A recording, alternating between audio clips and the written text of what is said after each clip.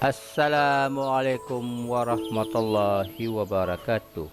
Okey, berjumpa lagi kita di dalam kertas kerja ringkas program Sukaneka Homestay LJ bersama dengan program Sukaneka Keluarga Homestay Nyang Comel. Okey, sempena cuti perayaan.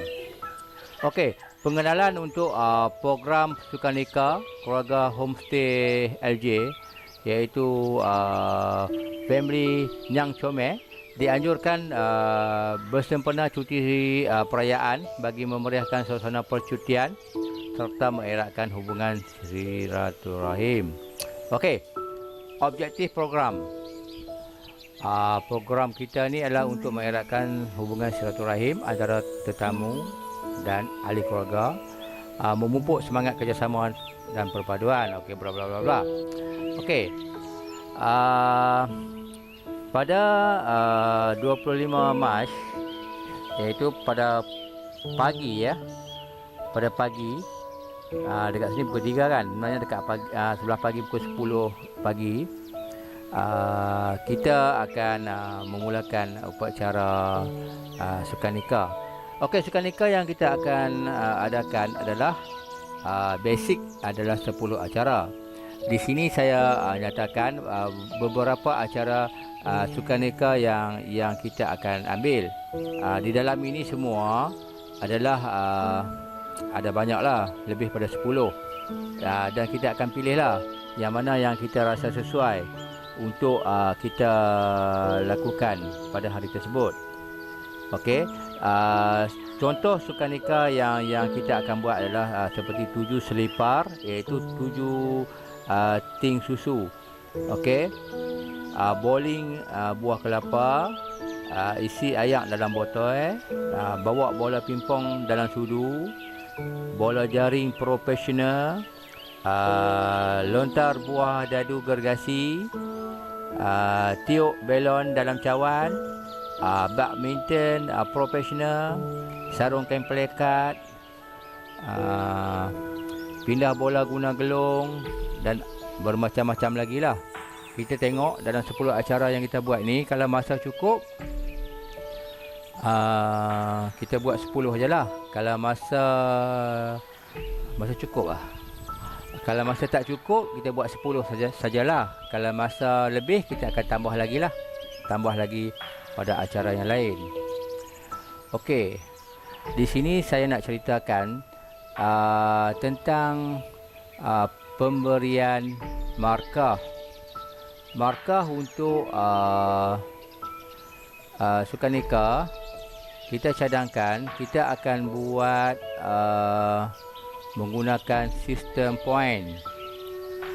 Sistem ini kita akan kira kumpulan yang pemenang. Okey, kejap, sistem point ini yang terlihat kat sini. Okey, kita ada pemenang pertama. Pemenang pertama akan mendapat 10 mata. Okey, pemenang pertama akan mendapat kad yang berwarna merah 10 mata. Okey, pemenang kedua daripada kumpulan yang mengambil bahagian, pemenang kedua akan mendapat 7 mata. Dia akan dapat kad yang color orange. Okey, pemenang ketiga. Okey, pemenang ketiga dia akan dapat kad yang berwarna hijau. Mata yang dia akan dapat adalah 5 mata ya, untuk pemenang ketiga. Seterusnya, pemenang keempat akan dapat 3 mata. Okey, pemenang keempat akan dapat 3 mata dengan kad yang berwarna biru. Dan pemenang kelima akan dapat kad yang berwarna hitam, iaitu 1 mata. Okey, kesemua acara yang dipertandingkan berhak mendapat mata-mata tersebut. Di akhir permainan, kita akan kira kesemua jumlah mata yang mana kumpulan yang mendapat markah yang tertinggi akan mendapat pemenang nombor 1 sampailah nombor 5. Dan jangan lupa kita ada hadiah-hadiah menarik. Hadiah-hadiah yang kita akan beri di dalam pertandingan sukanika ini adalah merupakan hadiah hamper. Hamper itu 1 sampai 6 lah. Yang 1 tu hamper yang mahal, yang nombor 2 sedikit mahal, kumpulan nombor 3 kurang sikit mahal, nombor 4 dan nombor 5, dan seterusnya lah. Okey, jangan lupa kita bersama-sama berjuang dalam sukanika ya, untuk mendapatkan hadiah-hadiah yang lumayan. Okey, berjumpa lagi di next video.